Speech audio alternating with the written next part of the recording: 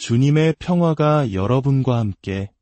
오늘 우리는 아주 특별한 순례를 떠나고자 합니다. 이탈리아 남부의 작은 마을 산 조반니 로톤도. 이곳에는 지금도 거룩함의 향기가 짙게 남아있는 한 수도원이 자리하고 있습니다. 바로 현대의 가장 위대한 성인 중 한 분으로 추앙받는 비오 신부님의 영혼이 깃든 곳입니다. 오늘 우리는 특별한 은총으로 평소에는 누구에게도 공개되지 않았던 비오 신부님의 지극히 사적인 공간들을 방문하게 될 것입니다. 카푸친 작은 형제회의 수호자이신 카를로스 수사 신부님께서 우리를 위해 그 비밀의 문을 열어주셨습니다. 이 은혜로운 여정을 시작하기에 앞서 구독과 좋아요를 눌러주신다면 이 믿음의 이야기를 더 널리 퍼뜨리는 데 큰 힘이 될 것입니다. 이 길을 함께 걷는 모든 분들께 하느님의 축복이 가득하기를 기도합니다. 자, 이제 성인의 발자취를 따라 그 누구도 보지 못했던 비오 신부님의 집, 그 수도원 깊숙한 곳으로 함께 들어가 보시겠습니다. 우리가 처음 마주한 것은 작고 낡은 엘리베이터입니다. 이 엘리베이터에는 비오 신부님의 소박하고도 유머러스한 일화가 담겨 있습니다. 말년에 비오 신부님은 건강이 악화되어 휠체어에 의지하셔야 했습니다. 동료 수사들은 하루에도 4번씩 거구의 신부님을 휠체어에 태워 계단을 오르내려야 했죠. 너무나 힘든 일이었습니다. 그래서 당시 수도원의 재정을 담당하던 미켈레 신부님은 비오 신부님 몰래 이 작은 엘리베이터를 설치하기로 결심했습니다. 비오 신부님은 변화를 극도로 싫어하셨기에 만약 아셨다면 결코 허락하지 않으셨을 겁니다. 공사가 모두 끝나고 수사들은 아무것도 모르는 비오 신부님을 엘리베이터에 태워 위층으로 모셨습니다. 문이 열리고 낯선 공간이 나타나자 신부님은 깜짝 놀라 물으셨습니다. 이게 뭔가? 우리가 지금 어디에 있는 겐가? 수사들이 엘리베이터를 설치했다고 설명하자 신부님은 처음엔 당황하셨지만 이내 그 편리함에 미소를 지으셨다고 합니다. 그리고는 이렇게 말씀하셨죠. 이런 좋은 걸 왜 이제야 설치했는가? 이 엘리베이터는 훗날 베네딕토 16세 교황님께서 이곳을 방문하셨을 때도 사용되었습니다.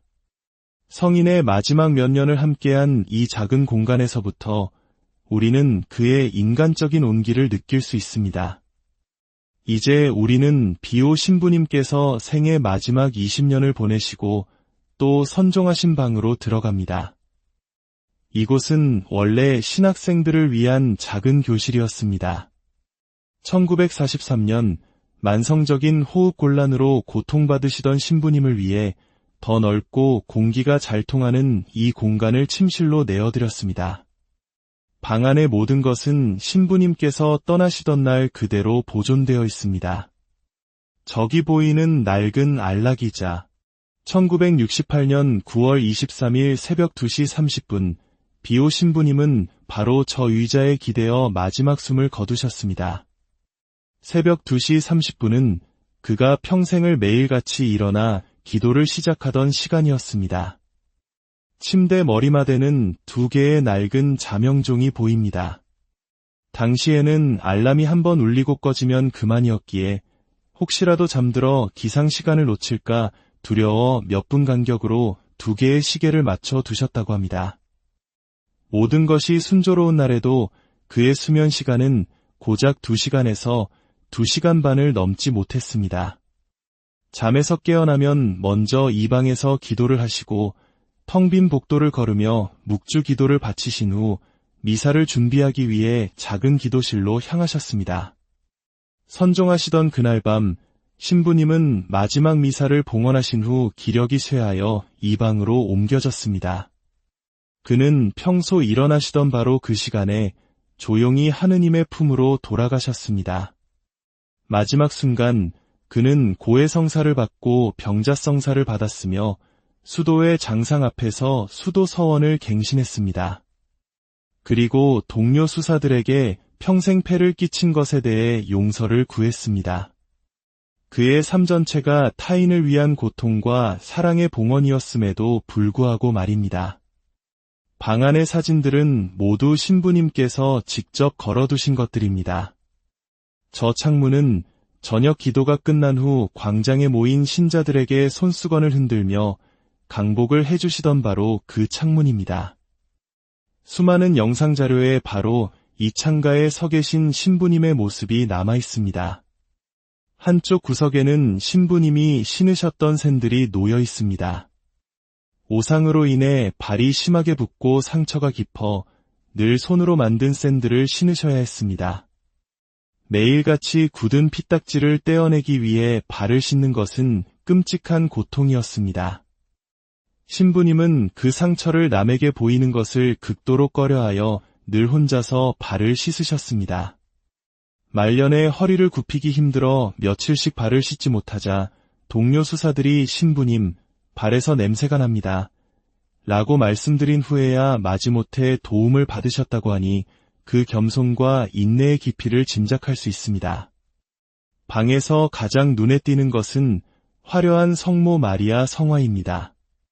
원래 신부님은 당신의 가난한 방에 비해 너무 사치스럽다며 이 그림을 거절했지만 장상의 명령으로 어쩔 수 없이 받으셨습니다. 잠 못 이루는 수많은 밤, 비오 신부님은 아마 이 성모님 앞에서 수없이 많은 묵주 기도를 바치며 위로를 받으셨을 겁니다.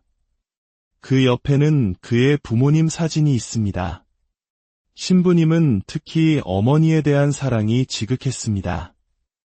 그의 부모님은 모두 이곳 산 조반니 로톤도에서 선종하여 묘지에 묻혔습니다. 어머니가 돌아가셨을 때 비오 신부님은 마치 어린아이처럼 슬피 우셨다고 합니다. 영적인 자녀들이 신부님, 죽음은 천국으로 가는 길이라고 항상 가르치시지 않으셨습니까?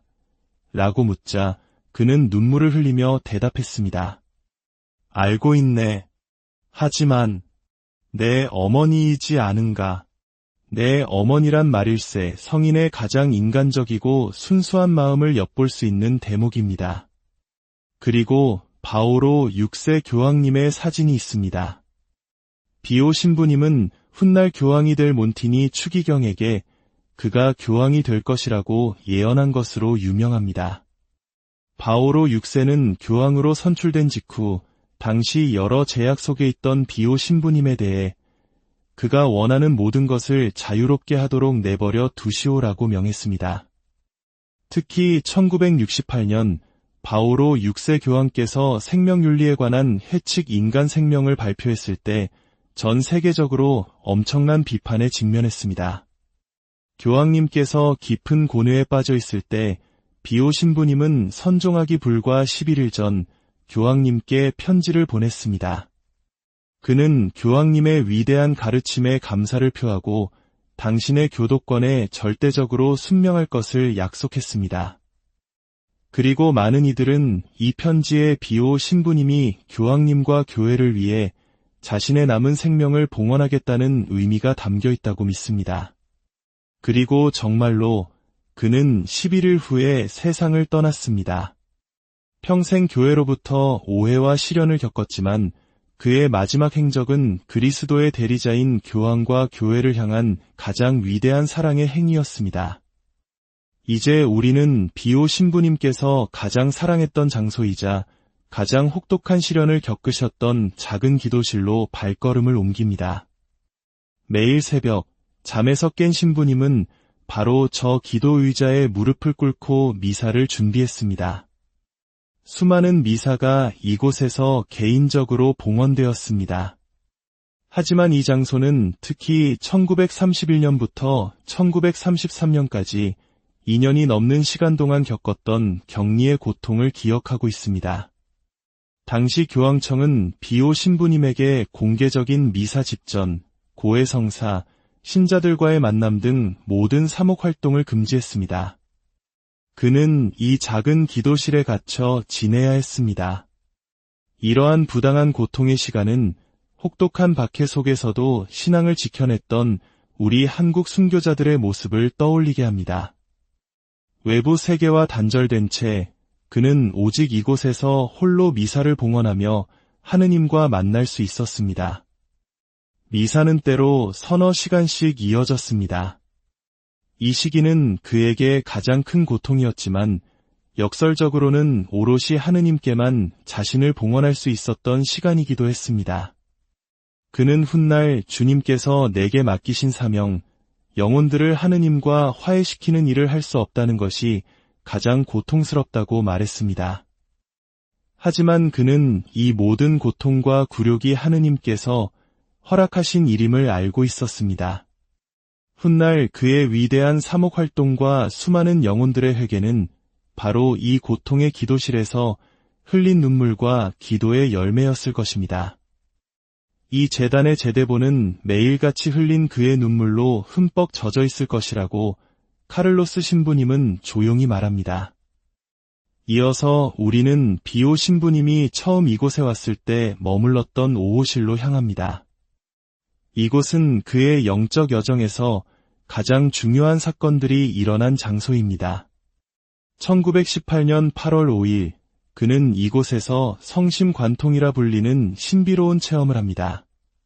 천상의 존재가 불타는 창으로 자신의 심장을 꿰뚫는 듯한 고통과 함께 말로 표현할 수 없는 하느님의 사랑을 느꼈던 사건입니다.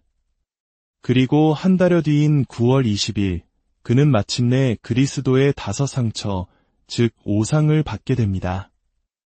이 방은 또한 비오 신부님의 가장 위대한 업적 중 하나인 고통을 더는 집 병원이 탄생한 곳이기도 합니다. 어느 날 신부님은 몇몇 친구들과 이 방에 모여 한 노부인에게 고해성사 중에 받은 작은 금화 한 입을 꺼내 보이며 말했습니다. 이것으로 우리는 병원을 지을 것입니다. 전쟁 직후 모두가 가난하고 이곳은 아무것도 없는 돌산이었기에 사람들은 모두 미친 짓이라며 말렸습니다. 하지만 신부님은 유료진과 환자의 가족들이 길 하나만 건너면 성모님께 와서 기도할 수 있어야 하네. 병원은 반드시 여기에 세워져야 해 라며 뜻을 굽히지 않았습니다. 결국 그의 믿음대로 이곳은 오늘날 이탈리아 최고의 병원 중 하나가 되었습니다. 이 방에는 두 개의 중요한 성유물이 보관되어 있습니다. 하나는 어깨 부분에 핏자국이 선명한 셔츠입니다. 1948년 젊은 폴란드 사제였던 카롤 보이티와 훗날의 교황 요한 바오로 2세가 비오 신부님을 찾아와 고해성사를 했습니다. 성사를 마친 후 그는 비오 신부님께 물었습니다. 신부님의 상처 중에 어느 곳이 가장 고통스럽습니까? 비오 신부님은 아무도 모르고 그래서 가장 고통스러운 상처는 바로 오른쪽 어깨의 상처라네 라고 대답했습니다. 이는 바로 예수님께서 십자가를 지셨던 바로 그 자리입니다.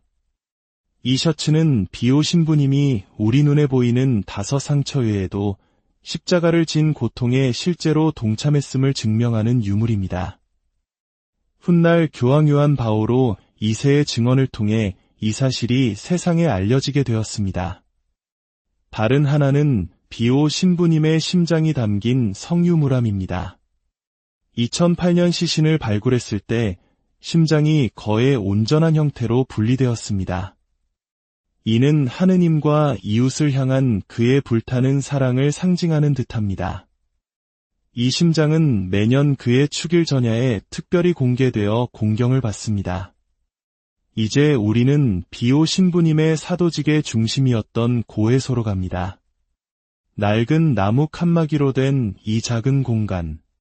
그는 52년 동안 매일같이 이곳에 앉아 수많은 영혼들의 고백을 들었습니다.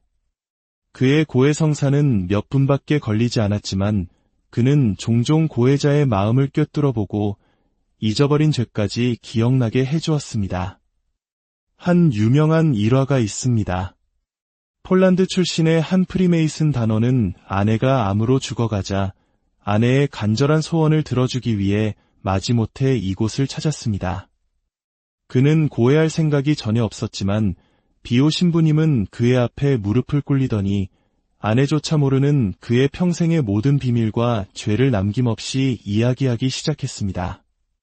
남자는 충격과 감동 속에서 눈물을 쏟으며 회개했고 비오 신부님 역시 그와 함께 울며 그를 껴안아 주었습니다. 그가 모든 것을 잊고 집으로 돌아갔을 때 그의 아내는 기적처럼 치유되어 있었습니다.